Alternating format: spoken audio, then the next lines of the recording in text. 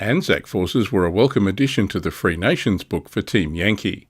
At least they were for me. I have a Team Yankee tournament coming up and I wanted to field Australians. Here is the TAU 702 blister for the ANZAC Mechanised Platoon. This has 31 metal figures, 7 medium 4-hole bases, 1 3-hole small base and 2 unit cards, 1 for the Mechanised Company HQ and 1 for the platoon. There are enough figures to build 1 SLR rifle team for the Mechanised Company commander, as well as 4 M60 teams and 3 Carl Gustav teams. I'll look at some of the individual figures later, but one thing this blister could really do with is base plugs.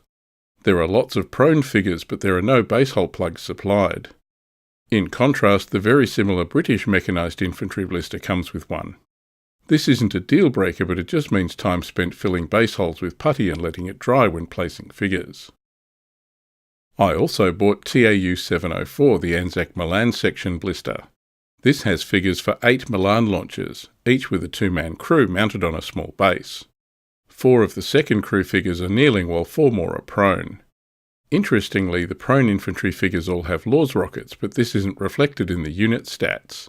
It must just be whatever prone figures Battlefront could use from the ANZAC infantry set. There are 8 2-hole small bases supplied, but again this blister also didn't come with any base plugs. Given 12 of the 16 figures in this pack are prone, that's a lot of filling to get them all mounted. Interestingly, the British Milan Group blister comes with 4 base hole plug sprues, that's 16 plugs. It's just a small thing, but it makes a difference. Here's the unit card for the Mechanised Company HQ. This is an SLR rifle team mounted in an M113. As a HQ unit, this has 2+ courage and 2+ skill. The Mechanised Platoon card lists the M60 teams who also have Laws anti-tank rockets. There's also a stat line for the Carl Gustav teams. With AT-12 Laws rockets are okay against APCs.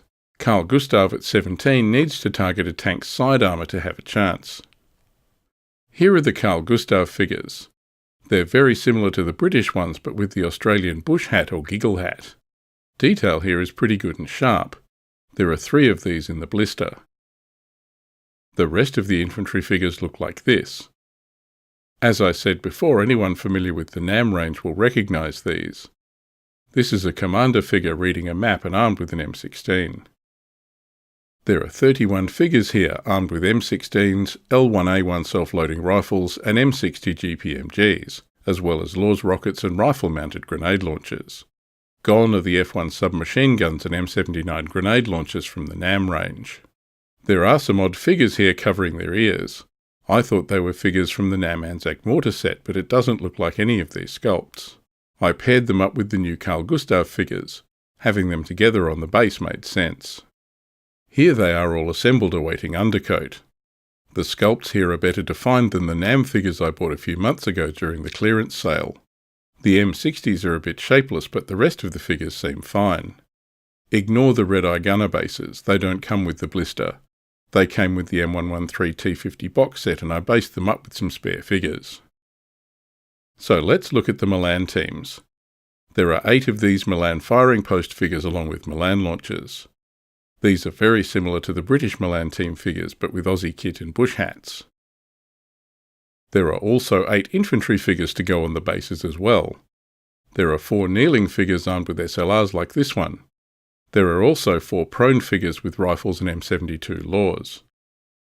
As I said, there are no base plugs provided, so figure holes need to be filled with putty.